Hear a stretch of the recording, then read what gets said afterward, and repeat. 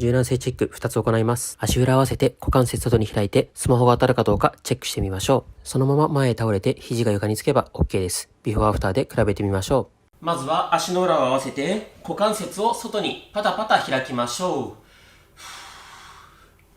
呼吸を止めないようにして肩にも力が入らないように意識しましょう。できる限り外に大きく開くっていうことと骨盤が寝てしまうと効果が半減してしまいます。できる限り意識して骨盤を立てるようにしてほしいんですが、どうしても立たないって方は枕やクッション、バスタオルなどをお尻の下に入れてあげると立ちやすくなると思います。大きく外にパタパタ呼吸を止めないように意識して行いましょう。よし OK。 次はまだその体勢のままですね。両手で膝のあたりを押さえて外に負荷をかけます。その手に、対抗するように内ももを使ってぐーっと膝を閉じます。閉じる閉じる閉じる。内ももを使っている感覚あれば OK です。一回力抜きましょう。で、膝のあたりを手で押さえて負荷をかけて内ももを使って閉じましょう。ぐっと。内ももを使う感覚ない方は手を内ももに添えましょう。こうするとね、負荷はないんですけど内ももを使う感覚わかると思います。ラスト1回いきましょう。限界まで外に開いて負荷をかけた状態で内ももを使って閉じる。内もも使いましょう。頑張って限界まで閉じましょう。よし OK。 これで右足を伸ばします。そのまま体を正面に倒しましょう。内もも伸びる感覚あれば OK です。で、これだけでも十分効果的なんですが、余裕がある方は股関節内外にねじりましょう。つま先だけ動かすんじゃなくて付け根からしっかり内外に動かす。体は前に倒しておく。呼吸は止めないようにしましょう。内股の人は外にしっかり、ガニ股の方は内にしっかりねじりましょう。内ももがね、伸びてれば OK です。呼吸だけ止めないように意識続けましょう。よし OK。 次逆足いきます。左足を伸ばしましょう。そのまま体を正面に倒しましょう。余裕がある人は股関節内外にしっかりねじりましょう。付け根からですね。で、この動画の2種目目で内ももを使うって種目をあえて入れました。これなぜかっていうと、内ももが柔軟性がないことももちろんなんですが、筋力がない、もしくは筋肉使えないことでも内もも付け根は痩せない原因になります。なので使う種目入れました。で、全然使えなかったよとか、運動不足で最近内もも使ってないなっていう自覚がある方は、ぜひこの動画試してみてください。めちゃめちゃおすすめです。しっかり外にねじりましょう。呼吸止めないようにしましょう。OK。 次はもう一度足の裏合わせましょう。できる限り外に開いた状態で前に倒れましょう。内もも伸びる感覚あれば OK です。もう倒れられる人はね、べちゃーっと前に倒れちゃっても OK です。できる限り股関節外に開いておいた方が効果的です。どうしても閉じてきちゃうって方は手を使って開いても良いと思います。呼吸止めないようにしましょう。どうしてもね、骨盤が寝ちゃうって方は意識して立てるか、さっきみたいにこうお尻にね、クッション、枕、バスタオル入れて行うと良いと思います。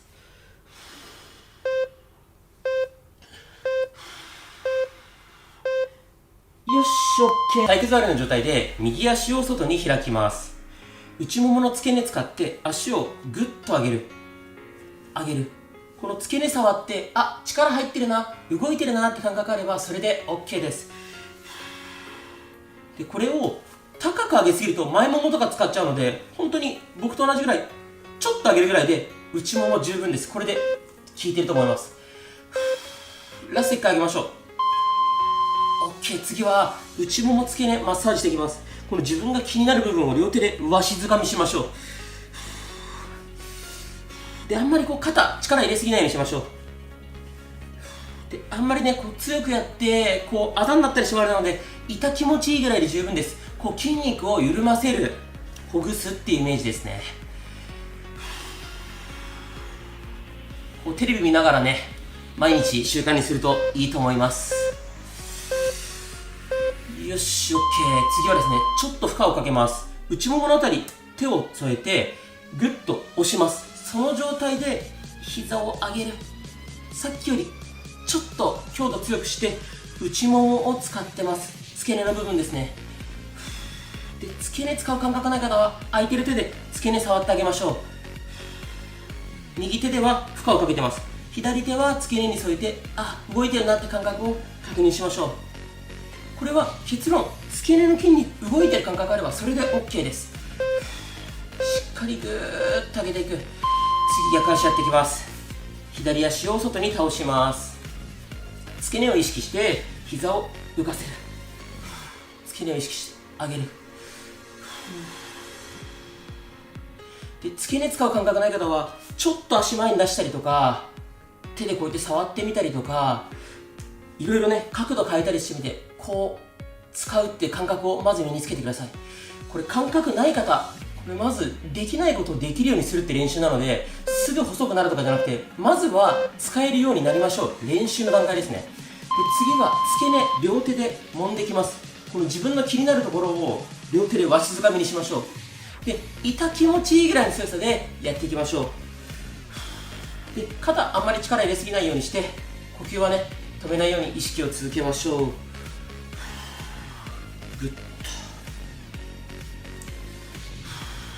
でこれ付け根が落ちない原因いろいろあって、そもそもストレッチ量が足りないとか、姿勢とか歪みとか、あと柔軟性がないとか、あと筋力不足とか、これそれぞれに対応した動画概要欄に貼っておきますので、ぜひやってみてください。 OK。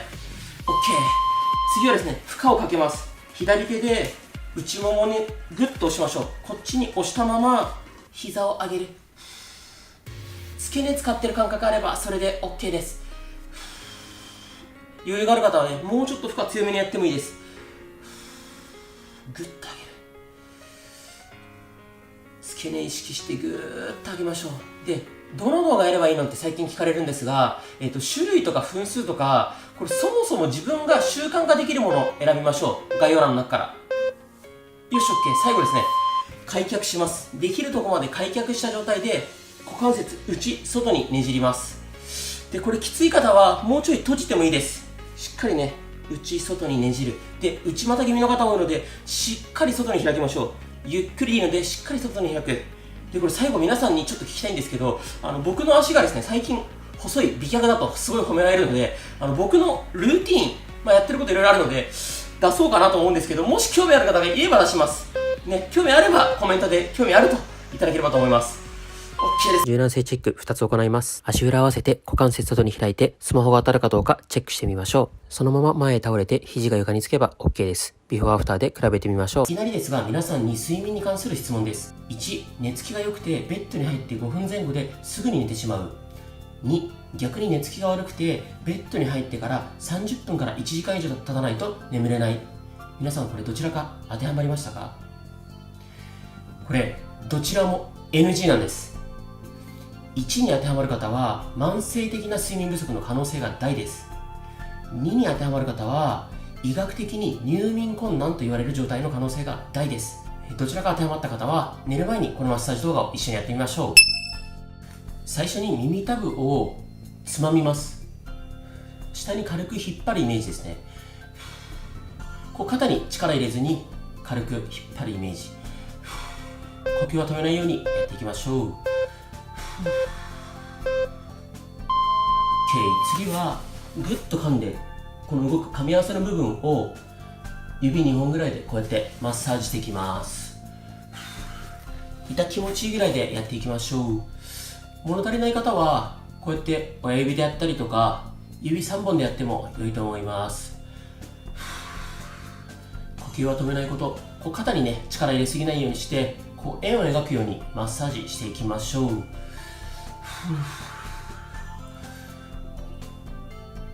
こう睡眠不足とか睡眠の質が悪くて朝すっきり起きれない方は自律神経が乱れている可能性がすごく高いです。僕が具体的な事例を用いて解説しながらやっていきます。次は首の前にこう親指を当ててぐーっと上持ち上げます。首の前面、ここを伸ばしてます。